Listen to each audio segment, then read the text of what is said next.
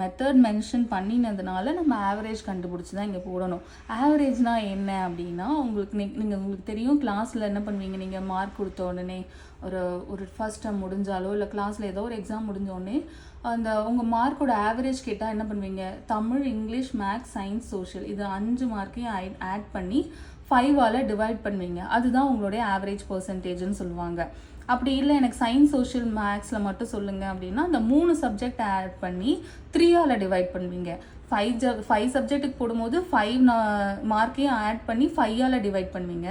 3 சப்ஜெக்ட்டுக்கு தான் பண்ணுறீங்கன்னா 3 மார்க்ஸையும் ஆட் பண்ணி 3ஆல் டிவைட் பண்ணுவீங்க. ஸோ ஆவரேஜ் அப்படிங்கிறது என்னென்னா, எத்தனை நம்பர் வேணாலும் ஆட் பண்ணலாம், ஆனால் டிவைட் பண்ணும்போது நீங்கள் எத்தனை நம்பரை ஆட் பண்ணீங்களோ அத்தனை நம்பரால் டிவைட் பண்ணணும். 2 நம்பர் ஆட் பண்ணால் 2ஆல் டிவைட் பண்ணணும், 5 நம்பர்ஸ் ஆட் பண்ணால் 5ஆல் டிவைட் பண்ணணும், 6 நம்பர்ஸ் ஆட் பண்ணால் 6ஆல் டிவைட் பண்ணணும். இதுதான் ஆவரேஜ்.